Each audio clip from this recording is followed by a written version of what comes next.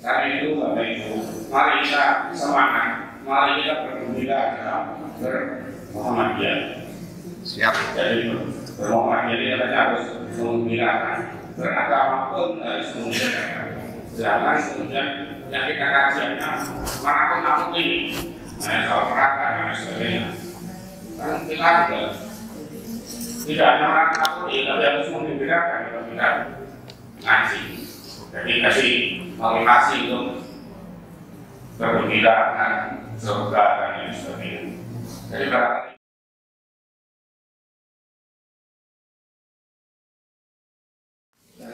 data, insya-Allah kita maju dan mencapai prosesnya. Berikutnya bisa diupayakan untuk digunakan aset-aset tersebut, jangan dibiarkan kosong. Saya kira itu yang bisa saya sampaikan sedikit, dan pesan saya setelah klinik menunjukkan mohon bisa kalau mau berbuat tradisional dari klinik sendiri. Kita lakukan dalam klinik, jangan sampai tahu tidak dari buka kemudian tutup lagi. Oke. Demikian yang bisa saya sampaikan. Terima kasih.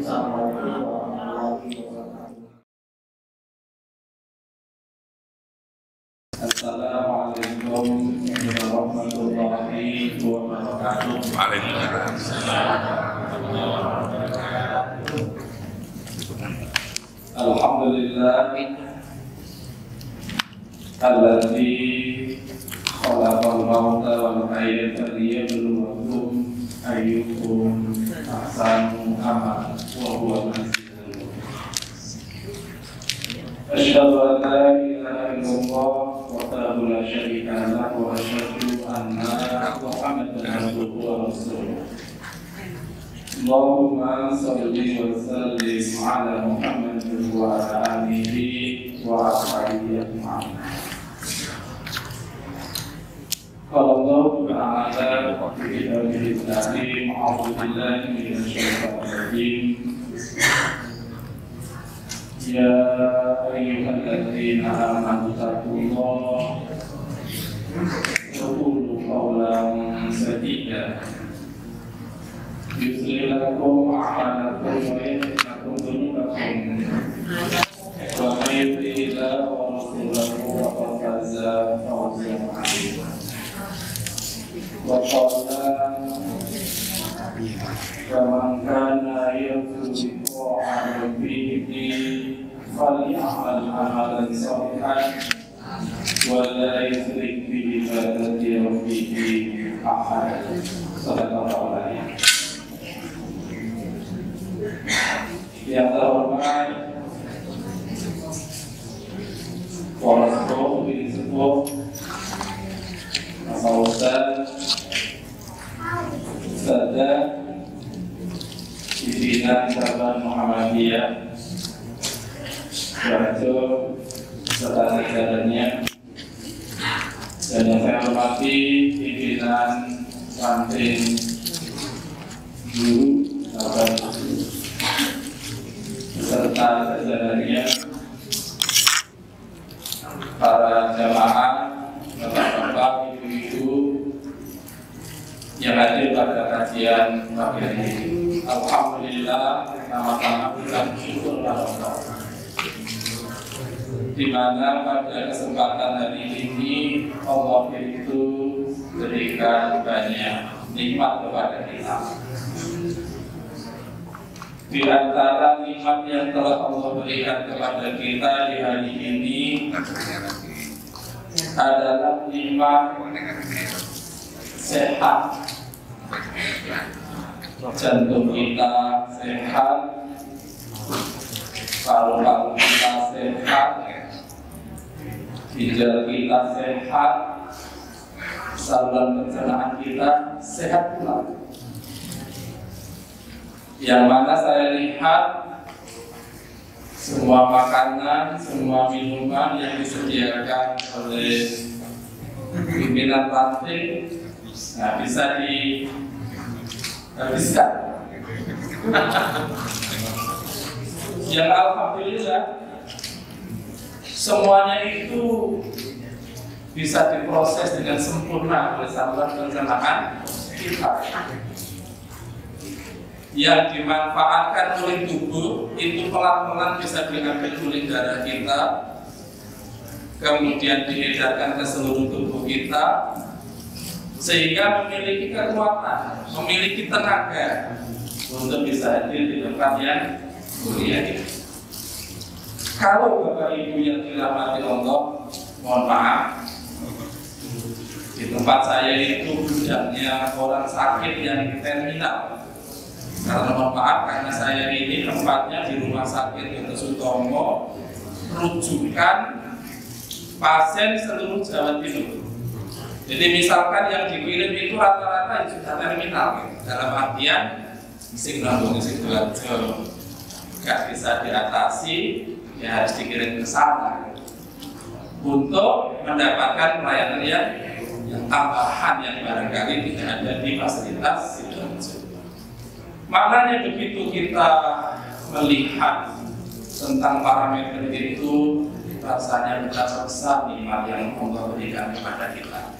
Sebagai contoh adalah ketika orang itu tidak bisa makan, tidak bisa minum karena suatu sebab, maka ketika digantikan dengan infus, cairan yang lewat infus, itu satu hari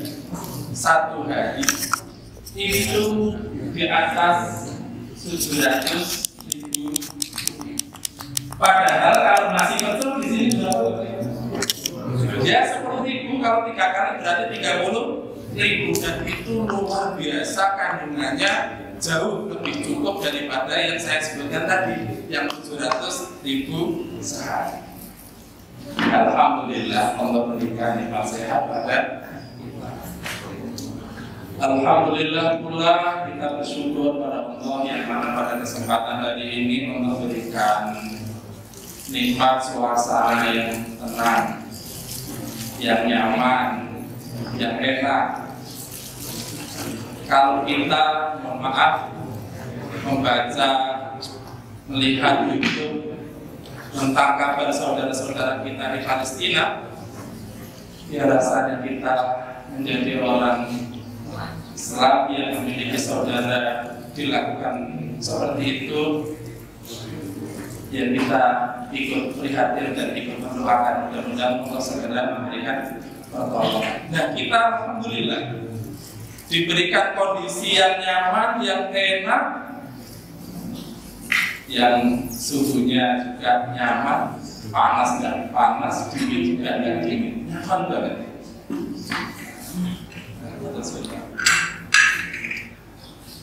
Nah, hari ini pula alhamdulillah Allah berikan kepada kita nikmat yang tidak kalah pentingnya, tidak kalah besarnya yang tadi saya sebutkan tadi, yaitu nikmat iman dan Islam. Di Al-Quran surat Ali Imran surat ketiga ayat 91, Allah memberitahu kita, menginformasikan kepada orang-orang Islam, orang-orang yang membaca Al-Quran, A'udzu billahi minasyaitonir rajim. Innal ladzina kafaru wa matu wa hum kufarun falayhim min ahadihim al-nar dhahaban wa lam yahtadi ulaika lahum adzabun alim wa ma lahum min nasir. Nah, ayat itu menyampaikan berita kepada kita bahwasanya nikmat iman, nikmat Islam yang ada pada diri kita saat ini memiliki nilai yang luar biasa mahalnya.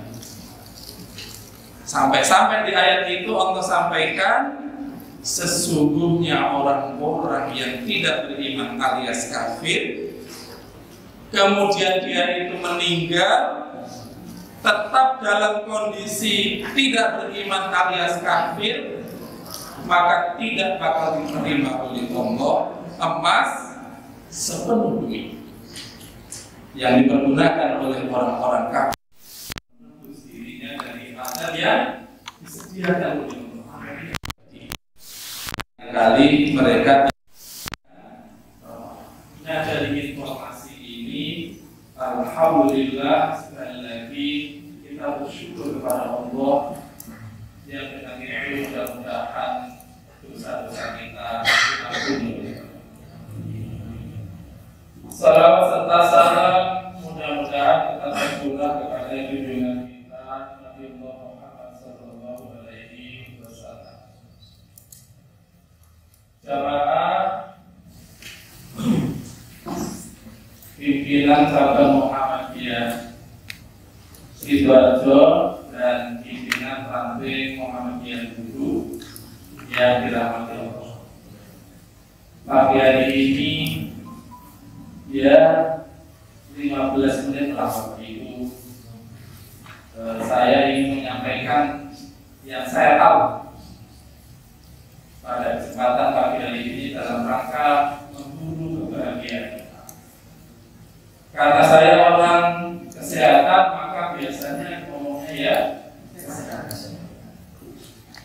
Menurut WHO, Bapak Ibu yang dirahmati Allah, orang itu akan sehat insya Allah dengan melakukan beberapa hal. Menurut WHO itu Badan Kesehatan Dunia. Yang pertama adalah pola makan. Pertama adalah yang dilihat dari WHO ini adalah tentang makanan. Nah, makanan ini di Indonesia, Bapak Ibu, mohon maaf, barangkali di sini ada petugas yang memang bekerja di Badan POM, yang mereka itu senantiasa menilai tentang kualitas makanan apakah siap dilayar atau tidak. Maaf, kalau kita lihat dari beberapa survei di sekolah-sekolah, anak-anak sekolah itu ternyata sebagian besar makanan anak-anak kita di sekolah itu kurang layak untuk dikonsumsi. Apa akibatnya? Mohon maaf, kalau saya di rumah sakit saya itu satu hari kunjungannya sekitar 4.000. Satu. Khusus di tempat saya bekerja, karena saya ini tukang cuci, Pak. Saya ini tukang cuci darah. Jadi setiap hari saya ini mencuci darahnya orang sekitar 100, kadang-kadang lebih. Dilundri. Jadi darah dikeluarkan, dicuci, kemudian dikembalikan. Nah, kalau kita lihat sekarang ini kasus kejadian tumor, kanker dan sebagainya itu yang antri untuk kemo, yang antri untuk operasi, yang antri untuk radiasi. Kalau kita melihatnya satu siklus, ya, rasanya miris gitu. Mirisnya itu apa? Pelayanan itu bisa sampai jam 7 malam. Khusus bagi mereka.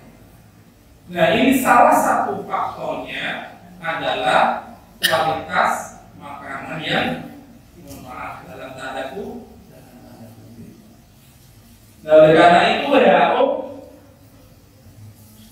menilai ini, supaya apa? Supaya kita harus hati-hati dalam hal mengkonsumsi makanan. Nah, sekarang kita bertanya kepada diri kita masing-masing, keluarga kita masing-masing, kesehariannya itu makanan yang kita konsumsi, makanan yang masak sendiri atau yang beli begitu. Kira-kira yang beli apa yang masak sendiri? Banyak belinya. Ibu-ibu kalau disuruh masak sama disuruh buat Indomie, pilih mana itu? Indomie.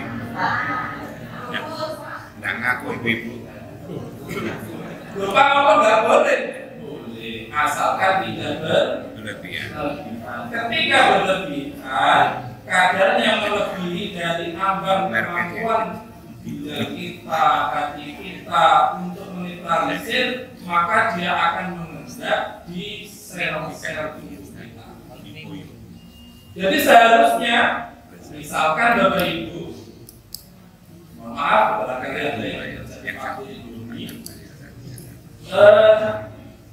zat kimianya yang terserap misalkan kemampuan tubuh untuk mengendalikan hanya 15, tetapi karena makannya itu 50, berarti setiap minggu ada sisa 35. Nah ini masuk ke sel, akan disimpan di dalam sel tubuh kita. Nggak tahu tempatnya di mana, seenaknya jadi menyimpannya di mana. Dan itulah yang mengakibatkan timbullah metabolisme tubuh yang tidak menyeimbang. Nah ini, jadi sekali lagi WHO mengingatkan kepada kita orang-orang yang beriman ini untuk berhati-hati. Tapi alhamdulillah Pak, orang Islam di Indonesia ini termasuk juga kuat.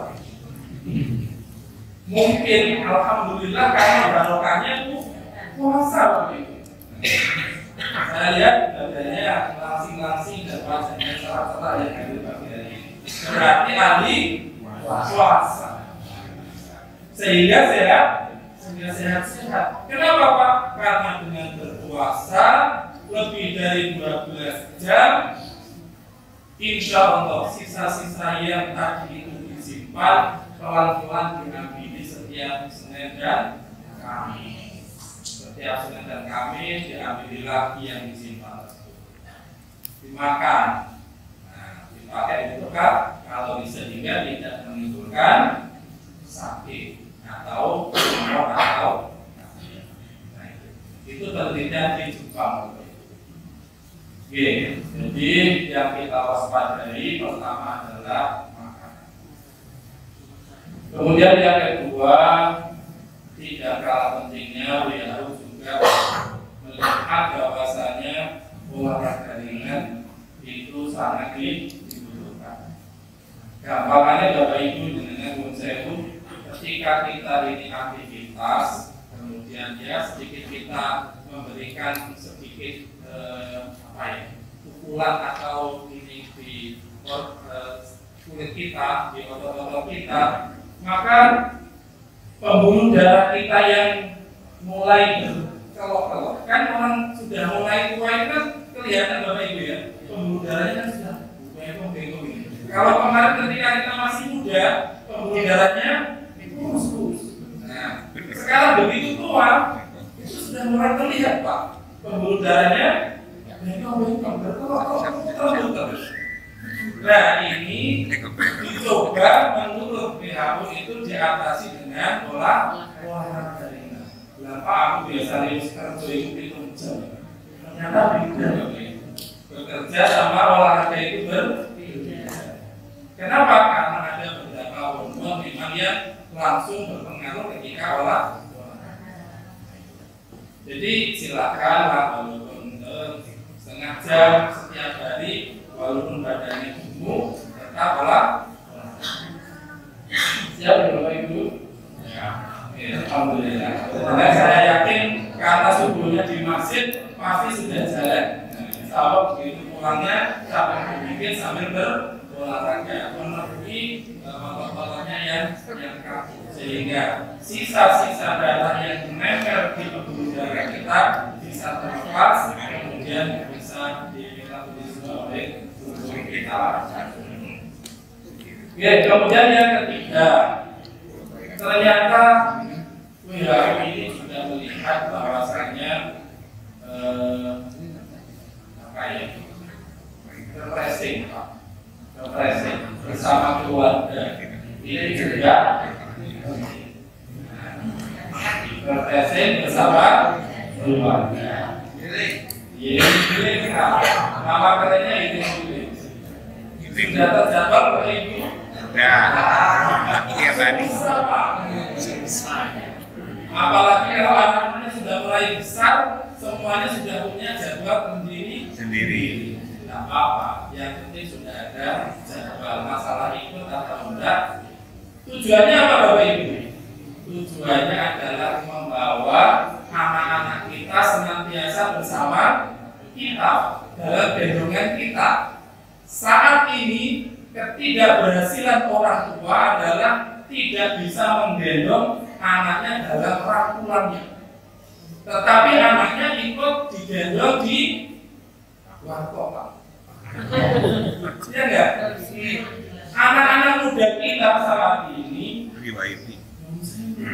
tidak dalam genggaman rangkulan kita, tetapi mereka ikut ke warkop. Dan kalau di warkop kira-kira yang dikaji Al-Quran dan hadis atau yang lain Pak? Slot. Pengalaman pribadi Pak. Luar biasa. Jadi pengaruhnya ternyata luar biasa. Nah, oleh karena itu Bapak Ibu yang dirahmati Allah, senantiasalah bersama keluarga. Nah, kemudian yang ketiga yang tidak kalah pentingnya adalah manajemen waktu, yaitu menenangkan jiwa kita. Bapak Ibu yang dirahmati Allah, kalau kita melihat secara fisik, sebenarnya yang kita tunggu-tunggu itu apa? Kematian. Yang kedua, ketok secara fisik kelihatan oleh mata kita, yang sebenarnya yang kita tunggu itu pertama adalah ujian berupa sakit, berupa ketakutan, berupa kekurangan data. Ternyata itu sudah diinformasikan dulu di dalam surat Al-Baqarah ayat berapa ini? Ayat 155.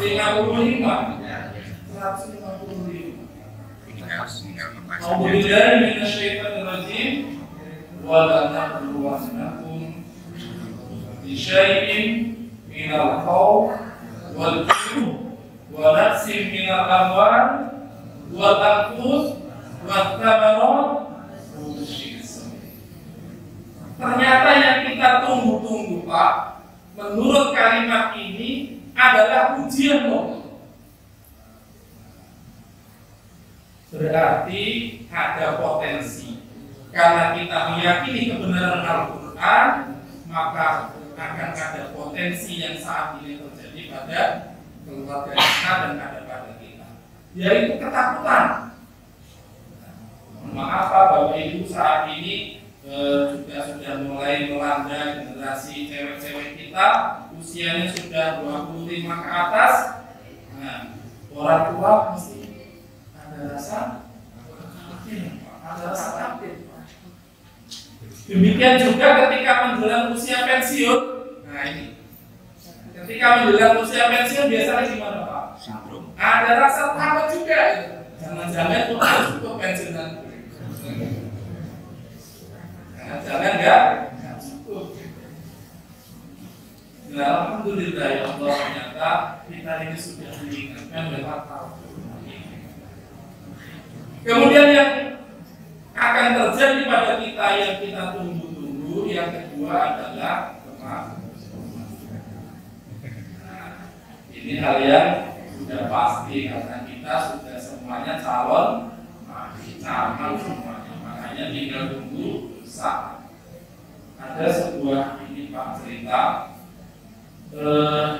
teman saya itu kerjanya di Sumatera, sukses di Sumatera, keluarganya boyong ke sana semua ke Sumatera. Dia masih muda, sukses, alhamdulillah. Nah, suatu saat dia ini ingin bersilaturahim kepada temannya di Surabaya. Ternyata Pak, walaupun masih muda, takdir kematiannya itu ditunggu di Surabaya. Padahal seluruh keluarganya, ayahnya, bapak, ibu, mertuanya karena dia sukses dibawa ke sana semua. Nah, takdir kematiannya itu Pak di Surabaya. Dan yang masih muda. Begitu sampai di Surabaya, silaturahmi dengan teman-temannya, nyeri dada, mendadak, kemudian sampai di rumah sakit. Wa idza ja'aluhum la yastaghfiruna. Nah, ini menjadi pelajaran bagi saya dan panjenengan semua bahwasanya yang kita tunggu-tunggu itu adalah dua hal tadi. Yang pertama ujian, yang kedua kematian.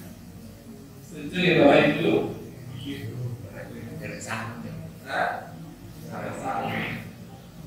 Oke, Bapak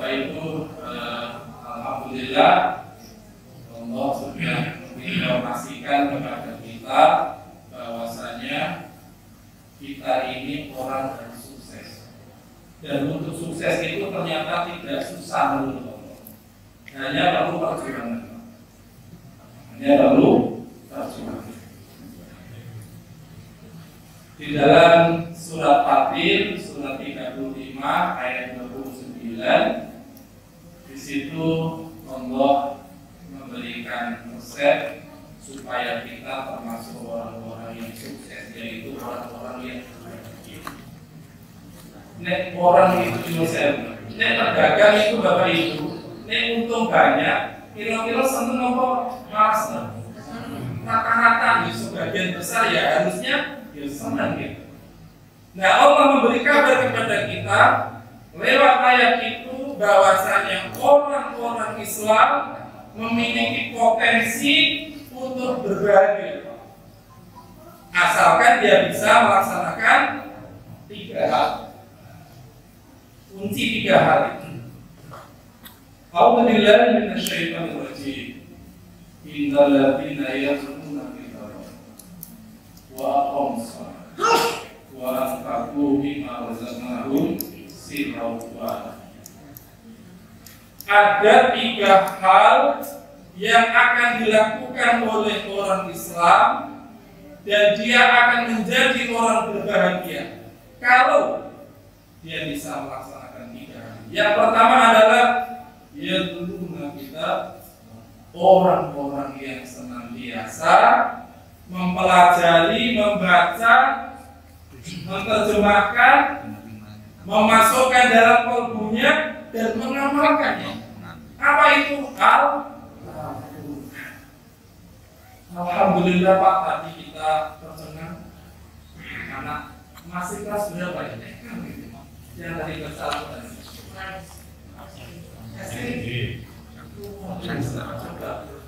Praktilnya, kemudian ya sairnya atau lagunya, cengkoknya itu sudah enak.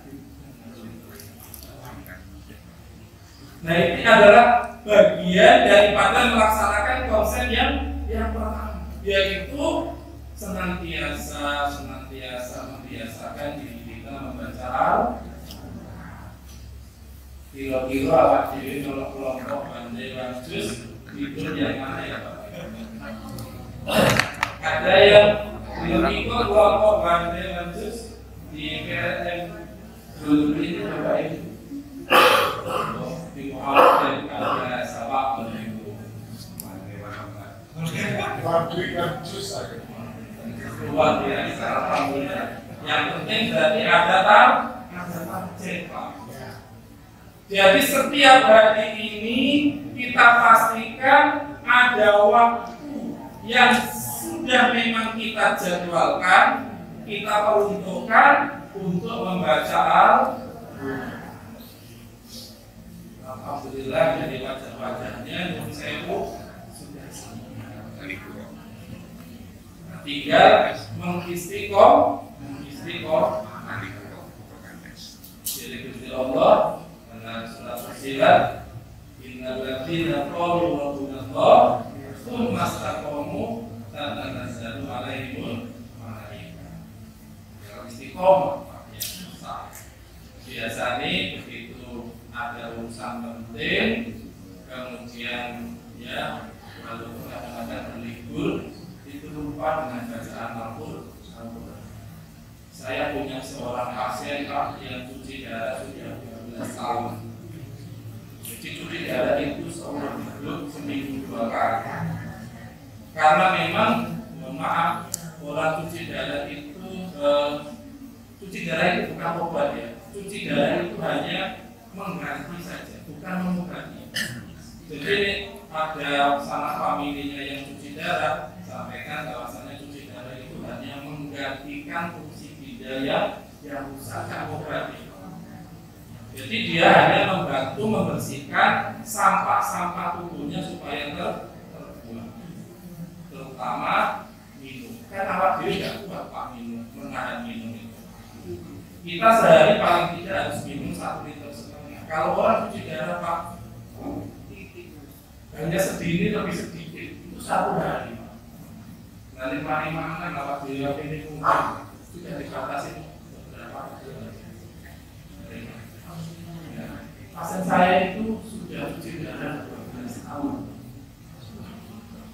Suatu saat bertemu dengan saya ngobrol-ngobrol, beliau itu ingin kopi, ingin husnul, ingin berbahagia di kehidupan akhirat. Walaupun saat ini cuci darah seminggu 2 kali, dia nggak tahu sampai kapan, karena mereka juga menyadari aku sampai kapan ini.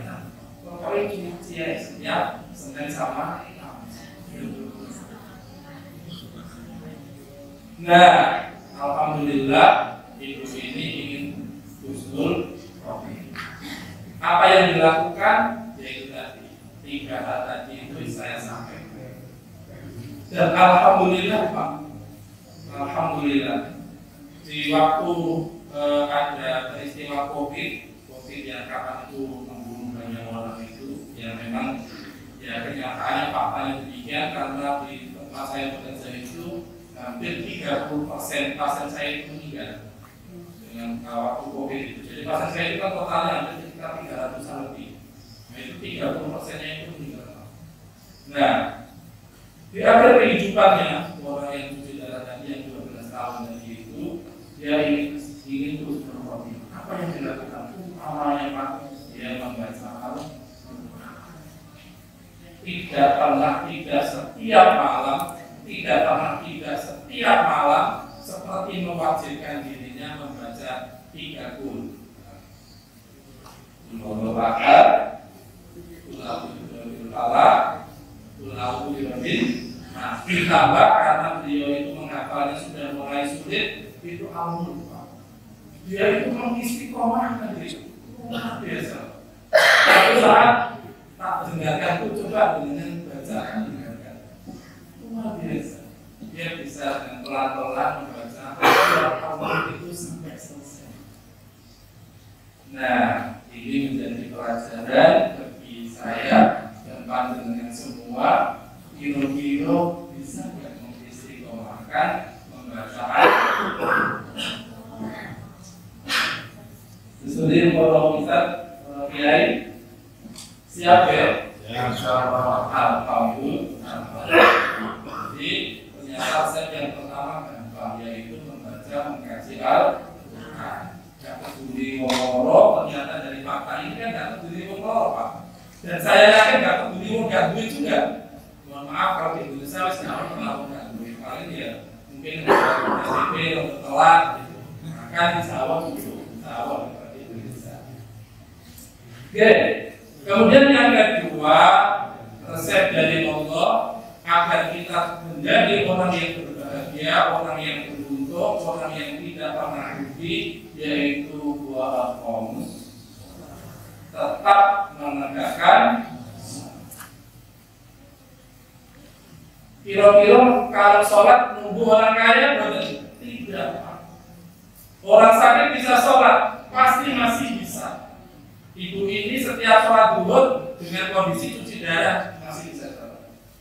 Nah, saya panjenengan kilo-kilo kakinya kan memiliki kekuatan. Hanya kadang-kadang kolbunya tertutup sedikit.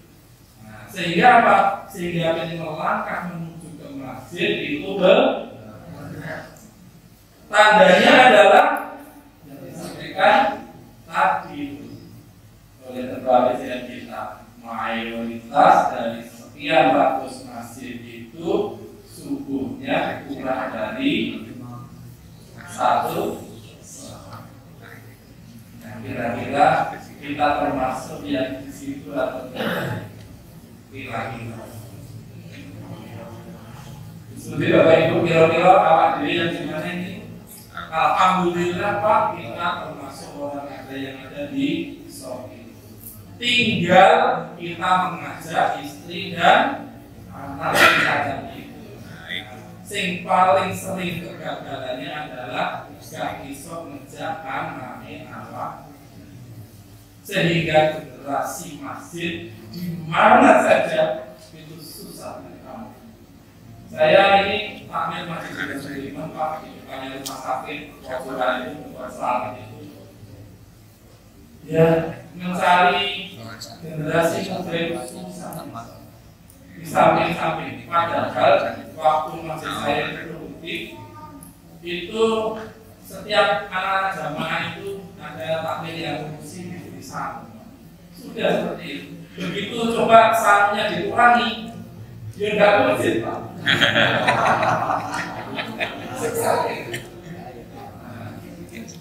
Tapi saya melihat ada potensi insya Allah. Ada di masjid At-Taubah di daerah Demak. Itu tampilnya luar biasa. Tampilnya luar biasa. Jadi bapaknya diajak ke masjid, ibunya diajak ke masjid, anaknya diajak ke masjid. Nah, mohon maaf, sing duwe-duwe rada dijawi di duwe. Nah, untuk mensubsidi silang teman-teman yang mohon maaf yang dievaluasi kok ekonominya sekolahnya agak berat, mereka open. Alhamdulillah, sungguhnya menjadi luar biasa. Nah, kita mungkin yang masih belum punya konsep itu, saya termasuk di antaranya yang belum punya konsep itu. Karena saya terapkan, ternyata di tempat saya masih belum berhasil. Nah, mungkin nanti dengan punya cara lain. Ada cara lagi di masjid Al-Ikhlas juga dan itu juga bagus. Bagusnya gini, dia membuat program sepeda listrik ditaruh di depannya itu. Jadi selama Ramadan, bagi anak-anak yang hadir dengan orang tuanya dapat uang. Tidak hanya sepeda, ternyata akhirnya buahnya ada meksiko, kipas dan sebagainya. Setiap 10 hari dirutin. Tapi khusus anak-anak yang berserta itu juga alhamdulillah sempat berjalan.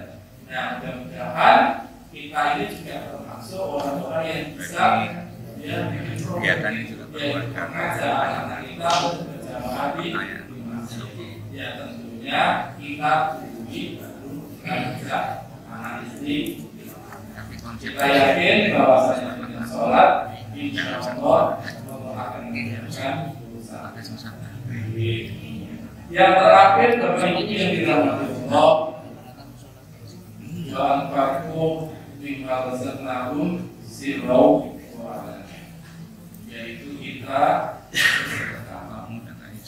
baik itu terang-terangan ya monggo, tersembunyi ya monggo. Misalkan seperti ini. Kegiatan ini tidak mungkin jalan Pak kalau tidak ada kontribusi jenengan gitu. Kenapa? Karena kita belum punya satu jamaah yang sekelasnya Pak Presiden misalnya. Ini orang-orang Pak supaya apa? Tapi yang guyu-guyu itu. Kenapa? Karena semua program masjid hanya semaku. Nah kita enggak Pak. Kita rata-rata semuanya dari jamaah untuk jamaah. Lah kalau kita sendiri saja sudah tidak memperhatikan tentang itu, lalu siapa lagi? Alhamdulillah di masjid sebelah rumah itu ada program gas gerakan amal soleh.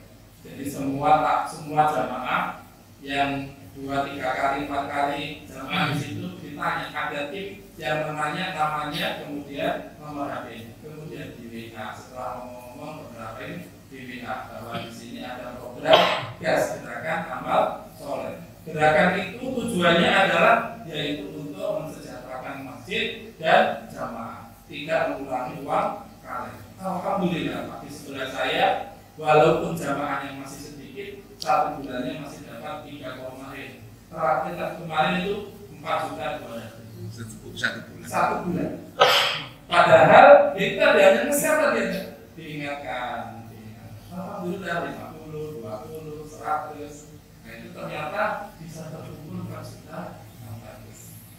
Nah ini luar biasa. Mudah-mudahan dengan itu Bapak Ibu yang dirahmati Allah dengan 3 konsep itu, mudah-mudahan kita bisa muncul menjadi orang-orang yang pertama adalah senantiasa membaca Al-Quran, yang kedua menegakkan sholat, senantiasa sholat tepat pada waktunya dengan cara yang tepat pula, kemudian juga dengan bersaudara. Silakan Bapak Ibu punyanya 2.000 dibawa saja setiap subuh, setiap sholat isya, sholat subuh, sholat isya 2.000. Insya Allah dengan 4.000 1 bulan sudah lumayan. Insya Allah.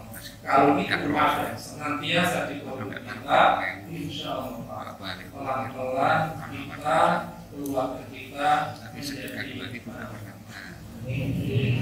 sesuai dengan janji Allah, orang yang tidak pernah.